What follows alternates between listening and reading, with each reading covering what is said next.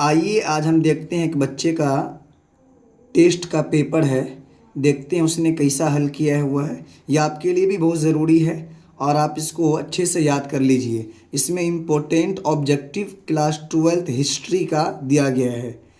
चलिए देखते, सबसे पहला सवाल है कि इब्ने बतूता किस देश का निवासी था। इब्ने बतूता जो था वो मोरक्को का था। ये ऑप्शन ठीक है। उसके बाद देखिए अगला सवाल कि इब्ने बतूता भारत किस शासक के शासनकाल में आया था। तो मोहम्मद बिन तुगलक के शासनकाल में आया था। किसके शासनकाल में? मोहम्मद बिन तुगलक के शासनकाल में। उसके बाद सवाल नंबर 3 देखिए कि इब्ने बतूता की यात्रा वृत्तांत का नाम क्या था। यानी उसने जो पुस्तक लिखी थी उस पुस्तक का क्या नाम था? रहला था। किताबुल हिंद किसका है? ये अल बिरूनी का है। किसका है? अल बिरूनी का। इसी तरीके से आगे देखिए चौथा नंबर क्वेश्चन कि अल बिरूनी भारत कब आया। तो अल बिरूनी जो भारत आया था वो 11वीं सदी में आया था। कब आया था? 11वीं सदी में ये भारत आया था। अगला सवाल, सवाल नंबर 5 देखिए, प्रश्न नंबर 5 कि अल बिरूनी किस शासक के शासनकाल में या किस शासक के साथ भारत आया था। अल बिरूनी किस शासक के साथ भारत आया था? वो ख्वारिज्म यानी कि अभी जो है उज़्बेकिस्तान में पड़ता है, वहाँ से आया था। किसके साथ आया था? महमूद गजनवी के साथ आया था। महमूद गजनवी जब वहाँ पर आक्रमण किया, उसको गुलाम बना लिया, फिर उसके साथ वो भारत आ गया। महमूद गजनवी के साथ अल बिरूनी भारत आया था। तो आपका सवाल है कि अल बिरूनी किस शासक के साथ भारत आया? तो महमूद गजनवी के साथ आया। उसके बाद देखिए अगला सवाल कि इब्ने बतूता भारत में किस पद पर कार्यरत था। किस पद पर काम करता था? तो काजी के पद पर। किसके पद पर? काजी यानी न्यायाधीश था वो। उसके बाद 8वां नंबर सवाल देखिए कि अल बिरूनी की प्रसिद्ध पुस्तक का नाम क्या है। तो किताबुल हिंद। ये किसकी किताब है? अल बिरूनी की। और रहला जो है वो इब्ने बतूता की किताब है। उसके बाद अल बिरूनी ने संस्कृत कैसे सीखी। अल बिरूनी को बहुत सी ज़बानें आती थी। अल बिरूनी को संस्कृत भी आती थी। तो इसका संस्कृत किससे सीखा था इसने? तो भारतीय पंडितों से सीखा था। भारत में आया, भारतीय पंडितों के साथ रहा और संस्कृत भाषा इन्होंने सीखी। उसके बाद अगला सवाल देखिए कि इब्ने बतूता ने भारतीय शहरों के बारे में क्या लिखा। ये जो किताबुल हिंद लिखा उसमें क्या लिखा शहर के बारे में?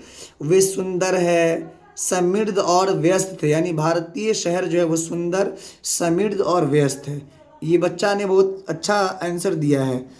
आपका कितना सही हो रहा है आप भी कमेंट बॉक्स में ज़रूर बताएं।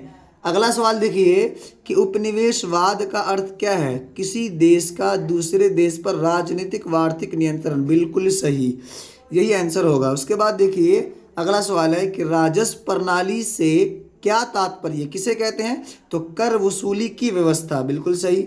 अस्थाई बंदोबस्त लागू किया था किसने? कब लागू हुआ? तो लागू किया था लॉर्ड कॉर्नवालिस, है ना। और कब लागू हुआ था? 1793 में लागू किया था। कब किया गया था? 1793 में। अगला सवाल देखिए कि अस्थाई बंदोबस्त किस प्रदेश में लागू हुआ। तो अस्थाई बंदोबस्त आपका बंगाल, बिहार, उड़ीसा, इन क्षेत्र में क्या हुआ? अस्थाई बंदोबस्त लागू किया गया। अस्थाई बंदोबस्त में कर वसूलने की जिम्मेदारी किसको थी? जमींदारों की थी। किसको? जमींदारों को कर वसूलने के लिए कहा गया था। जमींदारों को कर वसूलने के लिए कहा गया। जमींदारों को कर वसूलने के लिए कहा गया था। उसके बाद अगला सवाल देखिए कि रैयतवाड़ी व्यवस्था किसने प्रारंभ किया। रैयतवाड़ी व्यवस्था किसने प्रारंभ किया? तो आइए देखते हैं किसने। Thomas Munro. बिल्कुल सही, थॉमस मुनरो ने अस्थाई बंदोबस्त रैयतवाड़ी व्यवस्था लागू किया। उसके बाद अगला देखिए रैयतवाड़ी व्यवस्था मुख्यतः कहाँ लागू किया गया। तो ये मद्रास और मुंबई वाला क्षेत्र में लागू किया गया। इसी तरीके से यहाँ देखिए कि भक्ति आंदोलन के सबसे प्रसिद्ध कवयित्री कौन थी। तो मीराबाई सबसे प्रसिद्ध थी। खानका किसको बोलते हैं? सूफी संतों का निवास स्थान, आश्रम। बिल्कुल सही, इस बच्चे ने बिल्कुल सही आंसर मारा है। उसके बाद देखिए अगला सवाल है कृष्णदेव राय की प्रसिद्ध रचना क्या है। ये एक राजा थे। ये राजा बहुत फेमस राजा है। ये विजयनगर के थे। इसने किताब लिखी थी। इसका किताब का नाम क्या है? अमुक्त माल्यद, किताब का नाम क्या है? अमुक्त माल्यद, इसको भी आप याद रखेंगे। उसी तरीके से आगे देखिए, विजयनगर साम्राज्य का वर्णन करने वाला विदेशी यात्री कौन था? अब्दुल रज़ाक, बिल्कुल सही, इसने बिल्कुल सही मारा है। उसके बाद आपका कितना सही हो रहा है आप भी कमेंट बॉक्स में ज़रूर बताएं, यह आपके एग्ज़ाम के दृष्टिकोण से इम्पोर्टेंट ऑब्जेक्टिव है। उसके बाद देखिए, विजयनगर साम्राज्य की राजधानी हम्पी, विजयनगर साम्राज्य की राजधानी क्या है? हम्पी। तो हम्पी किस राज्य में है?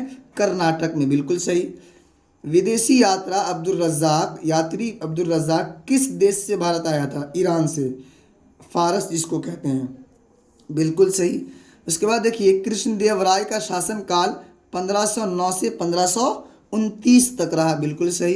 विजयनगर साम्राज्य के 4 वंशों में सबसे पहला वंश क्या है? तो इसमें सबसे, ये चारों ऑप्शन मारे हुआ है, लेकिन आपका सही आंसर हो जाएगा संगम वंश। क्या हो जाएगा? संगम वंश।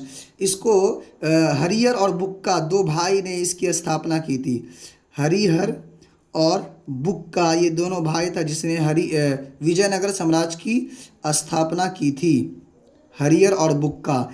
तो इन दोनों के पिता का नाम क्या था? संगम, उसी के वंश से चलता है, उसी ने अपने पिता के नाम से ये वंश चलाया था, संगम वंश। तो आप याद रखिएगा, विजयनगर साम्राज्य की स्थापना किसने की? हरिहर और बुक्का। ये दोनों कौन थे? दोनों भाई थे। दोनों कौन थे? तो दोनों कौन थे? भाई थे, याद रखिएगा। इसी तरीके से आगे हम बात करते हैं, अस्थाई बंदोबस्त के तहत लगान वसूली की जिम्मेदारी किसकी थी? तो अस्थाई बंदोबस्त में लगान वसूल करने की जिम्मेदारी किसको दी गई थी? जमींदारों को दी गई थी। किसको दी गई थी? जमींदारों को। 38 नंबर सवाल देखिए, महालवाड़ी व्यवस्था कब शुरू हुआ? तो महालवाड़ी 1822 में शुरू किया गया था। कब किया गया था? 1822 में। महालवाड़ी व्यवस्था किसने लागू किया? Lord William Bentinck, very good, बहुत अच्छा। किसने किया था? लॉर्ड विलियम बेंटिक ने किया था। ये बच्चा बहुत अच्छा लिखे हुआ है। रैयतवाड़ी व्यवस्था में सरकार किससे सीधा कर वसूलता था? रैयतवाड़ी में किससे? रैयत का मतलब होता है किसान, यानी कि किसान से वसूलता था। किससे वसूला जाता था? किसान से। तो ये आपका इम्पोर्टेंट ऑब्जेक्टिव क्वेश्चन हुआ, आप इसको याद कर लीजिए, आपके एग्जाम के दृष्टिकोण से बहुत इम्पोर्टेंट है।